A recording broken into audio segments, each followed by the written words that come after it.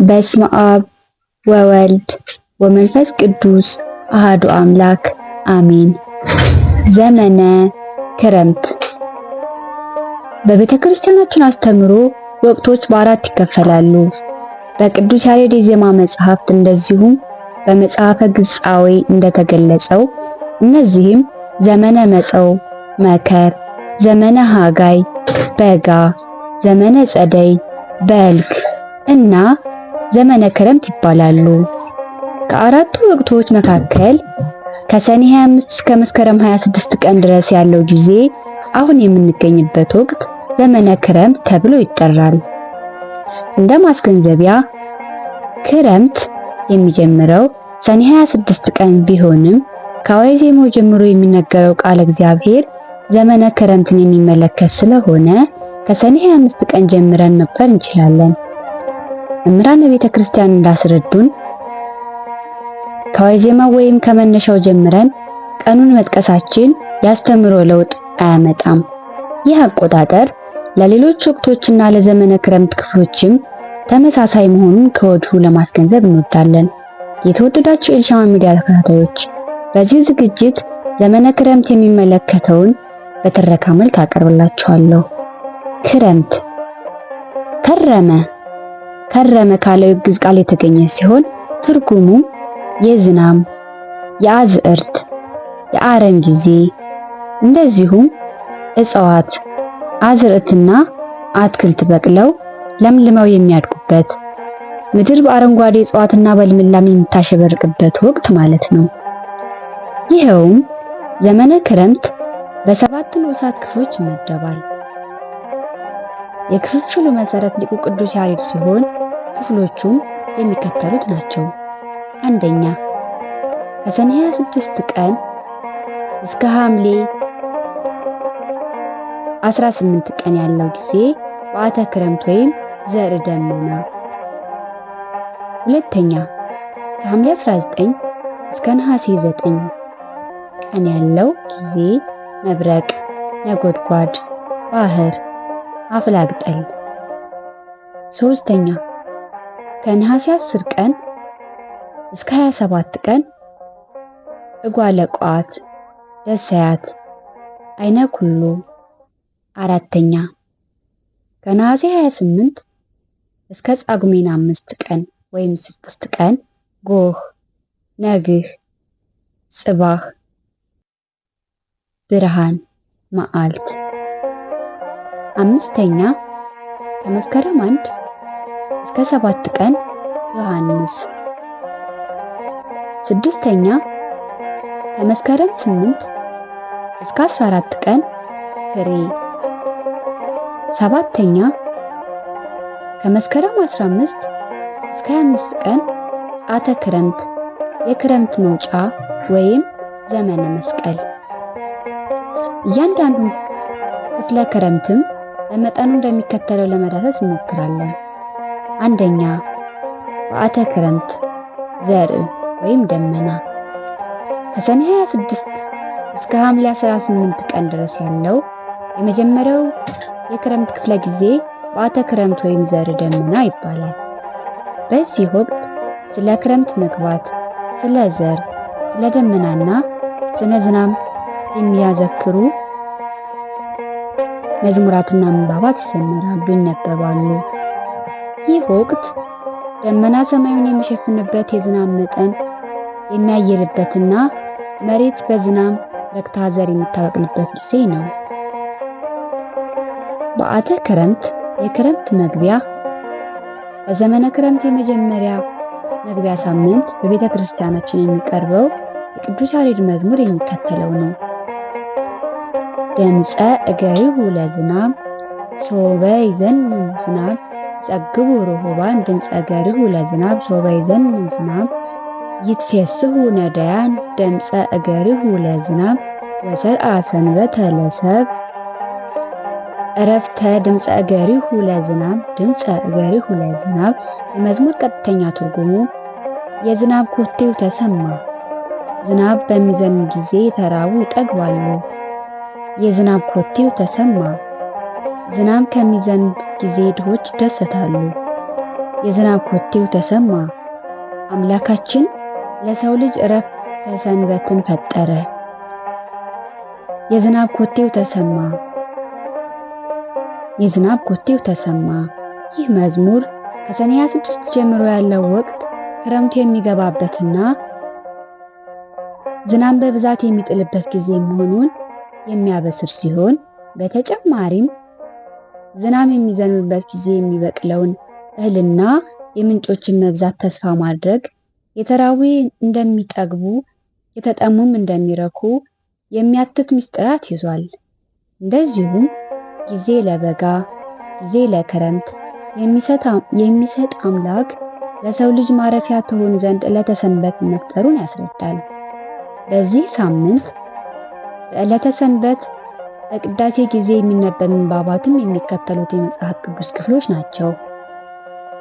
አንደኛ ቆሮንቶስ ምዕራፍ 15 ቁጥር 35 እስከ 41።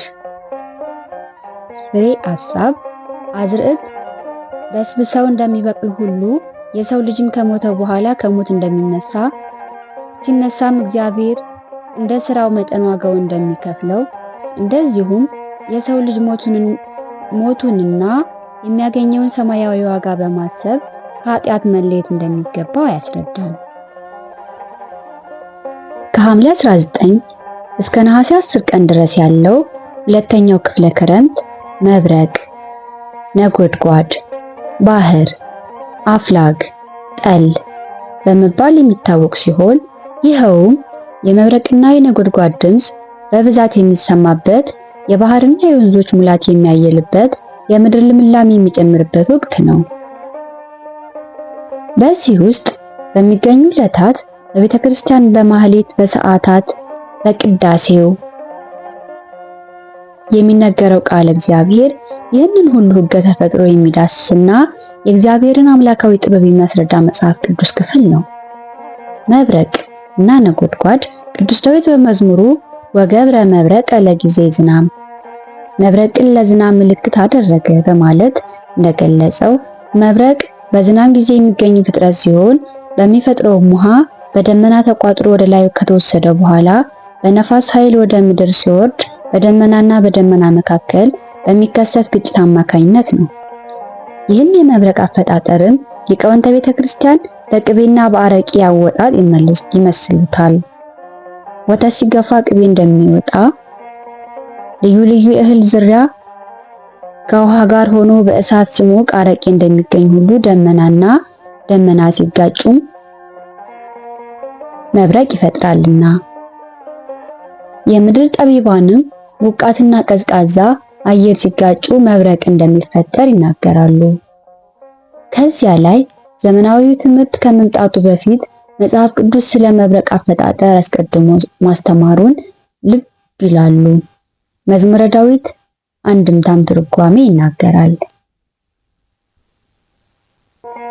መዝሙር 134 ቁጥር 7 ነጎድጓድ ደግሞ መብረቅ በሚፈጥርበት ጊዜ የሚሰማው አስፈሪ ድምፅ ነው። ራእይ 4 ቁጥር 5 መብረቅና ነጎድጓድ በእግዚአብሔር መቅሰፍትና በቃለ እግዚአብሔር በቁጣው ይመሰላሉ።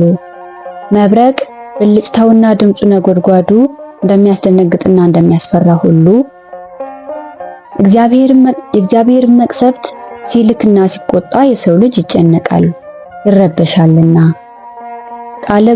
ቃለ ነጎድጓድ ከበሰረገላት አስተርኤ የመባርቅቲሁ ለዓለም ርዕደት ወአድለቅለቀት ምድር የነጎድጓድህ ድምፅ በአውሎ ነበረ።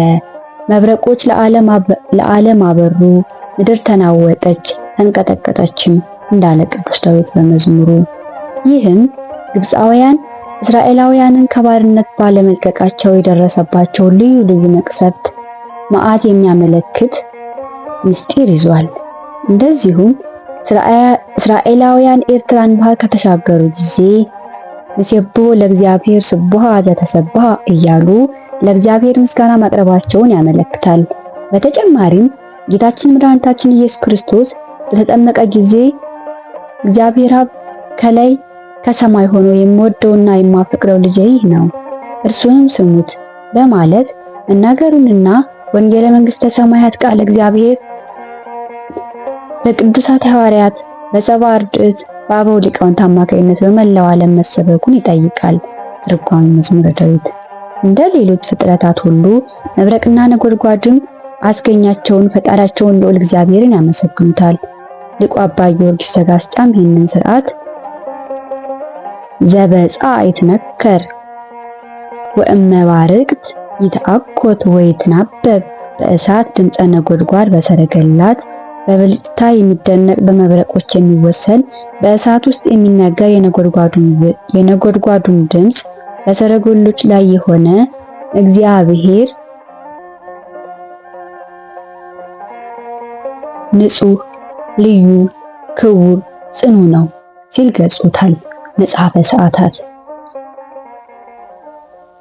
ወኩሉ ዘይትሐወስ ውስቴታ ሰማይና ምድር ባህርም በእርሷም የሚንቀሳቀስ ሁሉ ያመሰግኑታል በማለት ሰማዩም ምድሩም ባህሩም ወንዙም እግዚአብሔርን እንደሚያመሰግን ተነግሯል። መዝሙር 88 ቁጥር 34። ይህም እግዚአብሔር በመላእክት በሰው ልጅም አንድም በትሑታኑም በልዑላኑም በከተማውም በገጠሩም እንደዚሁም በባህር ውስጥ በሚመላለሱ ፍጥረታት ሁሉ የሚመሰገን አምላክ መሆኑን ያስረዳል። የማይሰሙ የማይናገሩ የማያዩ ጉዛን ፍጥረታት እንዲህ እግዚአብሔርን የሚያመሰግኑ ከሆነ በእርሱ አርአያና አምሳል የተፈጠረው ሕያዊት ለባዊትና ነባቢት ነፍስ ያላቸው የሰው ልጅማ ፈጣሪውን እንዴት አልቆ ማመስገን ይገባው ይሆን? ከዚህ ሁሉ ጋርም ደመናና ደመና ተጋጭተው መብረቅን እንደሚፈጥሩ ሁሉ የሰው ልጅ ባህሪያተ ሥጋም እርስ በርስ ሲጋጩና አልስማማ ሲሉ በሰው ልጅ ስሜት ቁጣ፣ ብስጭት፣ ቅንዓት ወዘተ የመሳሰሉ የጠባይ ለውጦች ከሰቱና ኃጢአት ለመስራት ምክንያት ይሆኑበታል። ከልብ ክፉ ሐሳብ መግደል፣ ምንዝርነት፣ ዝሙት፣ መስረቅ፣ በውሸት መመስከር፣ ስድብ ይወጣል ተብሎ እንደተጻፈ ማቴዎስ 15 ቁጥር 19። የመብረቅና የነጎድጓድ ድምፅ እንደሚያስፈራው ሁሉ እነዚህ በሥጋ ባህሪ አለመስማማት የሚፈጠሩ የኃጢአት ዘሮችም ፍርሃትንና መተውክን በሰው አእምሮ ውስጥ እንዲመላለስ ያደርጋሉ። ከሁሉም በላይ በምድርም በሰማይም ቅጣትን ያስከትላሉ።